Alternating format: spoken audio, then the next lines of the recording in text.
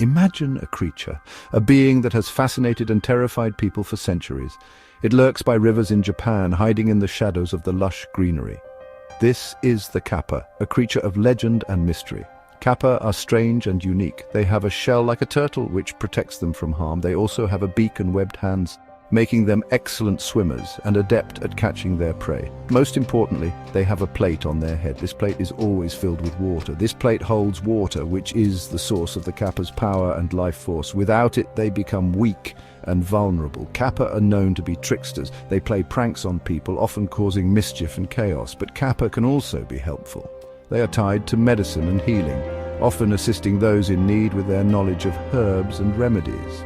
The Kappa is an important figure in Japanese folklore. It teaches us about the delicate balance of nature and the duality of our own human nature. Where did the Kappa come from? This question has puzzled many for generations. No one knows for sure. The origins of the Kappa are shrouded in mystery and folklore. The stories likely started centuries ago, passed down through oral traditions and ancient texts. They probably came from real animals. Some believe the Kappa legend was inspired by creatures found in nature. Some people think the Kappa is based on the Japanese giant salamander, a creature that shares many characteristics with the mythical being. This animal is large and slimy, with a somewhat eerie appearance that could easily fuel the imagination. It lives in rivers, just like the Kappa, making it a plausible source for the legend. Others think the Kappa represents the dangers of the river itself. The unpredictable nature of water bodies has always been a source of caution.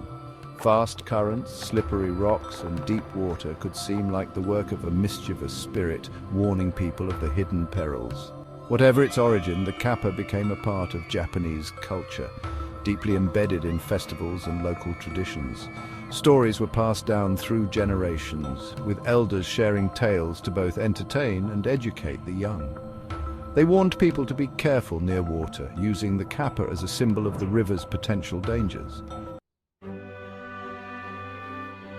Over time, the Kappa story changed. It evolved with each telling. New details were added. Different regions developed their own versions. In some stories, Kappa are dangerous. They might drag people underwater. In others, they are more mischievous.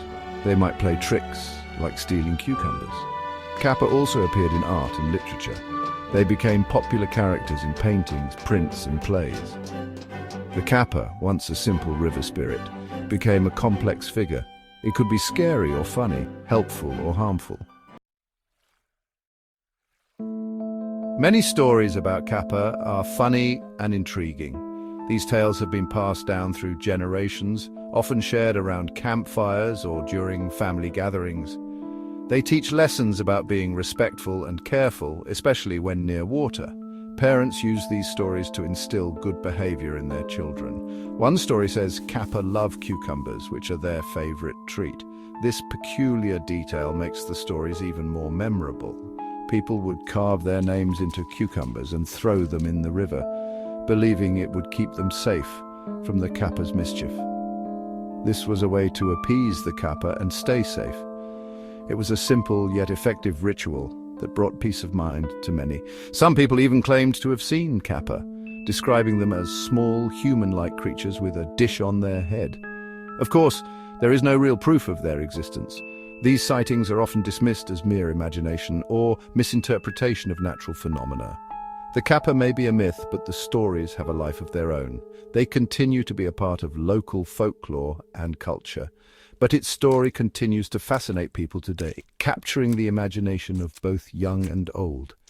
It reminds us of the power of nature and the importance of imagination, encouraging us to respect the world around us and cherish the stories that connect us.